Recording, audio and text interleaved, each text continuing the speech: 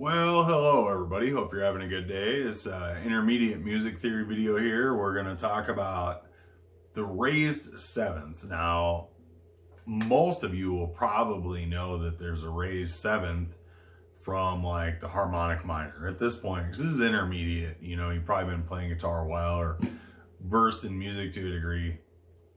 And by then, usually you hit the harmonic minor before you start talking about like altered scales and stuff. I mean, harmonic minor is kind of like the first altered scale anybody learns.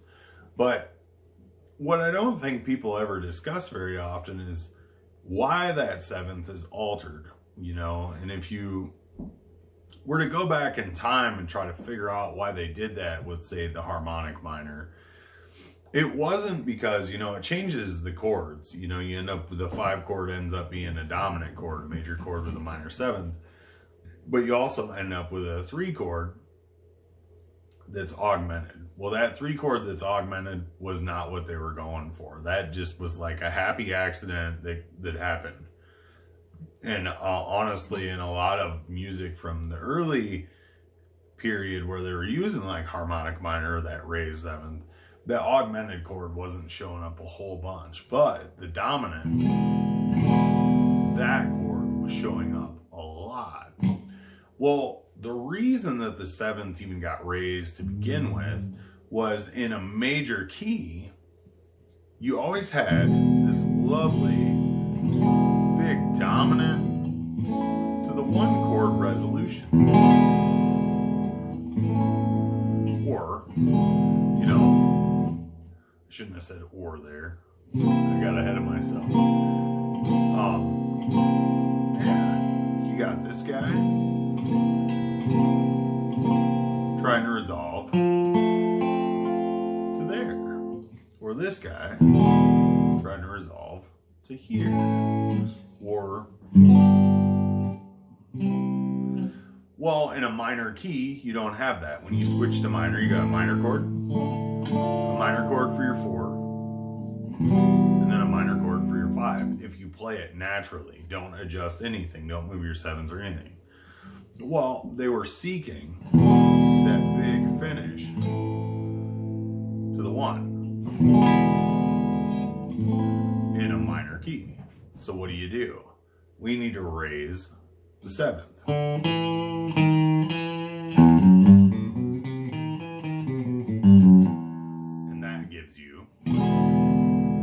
That chord in your scale, and then that resolution.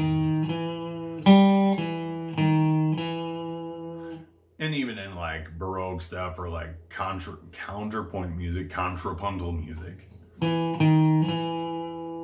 that sound usually gives you the idea that like a cadence, an ending, we call that a cadence when you go, you know, end a piece, 5 to 1 of any kind is a cadence. You hear it all over the place in classical music and metal and rock and country pop. It happens quite frequently. But that is what initially made the harmonic minor exist, or the raised seventh in general. And what do I mean when I say raised seventh? Well, harmonic minor, that's what you did, right? You raised that 7 because 7 used to be there. Now you're putting it here. Well, in something like, say, you know, Dorian, you have the 5 chord from G. Let's go with A Dorian, because it's related to G. You have the 5 chord in there. That dominant chord happens.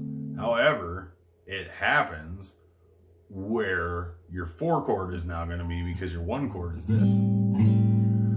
That's 4. That's your 4 chord. It's a dominant chord in Dorian, but it's still 4. It's not 5.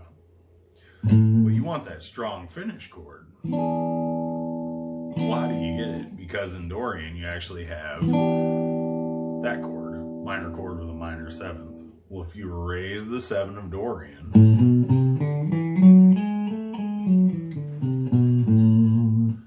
the same thing as you would with harmonic minor. So now you've altered Dorian, raised the 7th to get that chord to take you back here.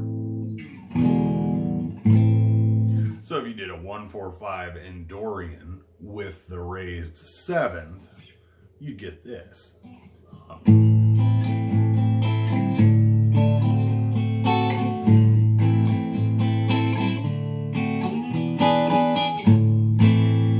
So now you've got a dominant chord as your 4, dominant chord as your 5. And now you can hear it. You can see the shape. In G major,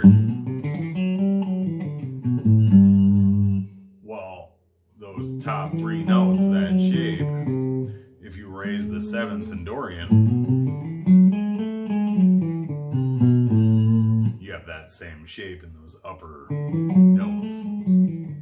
So it's kind of like makes for a, you could call it a ton of stuff, but raised 7th, you could call it Dorian, you know, half major, because you made the back half of the Dorian scale now major so that you could achieve that chord. And that is really what the raised 7th is for in most instances, is to get you your dominant chord so that you can resolve back to 1 and have that big cadence, that big finish. Like I said, in classical music, they call it a cadence, and there's a bunch of different ones. We'll talk about them at some point. You know, you've got imperfect and perfect and blah, blah, blah, or deceptive. But, you know, we've talked about like secondary dominance and stuff. Well, at the time, that wasn't really how they were thinking. So what they did was they basically took the front half of your minor scale and mashed the back half of your major onto it to create the dominant chord and get you that big strong finish up to there. Now later they started fooling around with these secondary chords because, well, then you could have a dominant up to, say, your dominant down to your 1 chord. You could do stuff like that.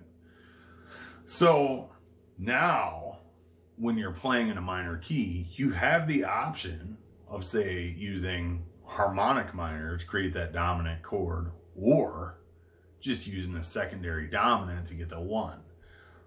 Well, you may be wondering, what's the difference? It's really not a big difference, other than your melodic sense might be a little different, but for the most part, in order to put a melody over that chord, you're probably going to be stealing the same idea from harmonic minor. So when we're talking about going, you know, 5 to 1, generally, you wouldn't really think of it as a secondary chord. But in a minor key, or even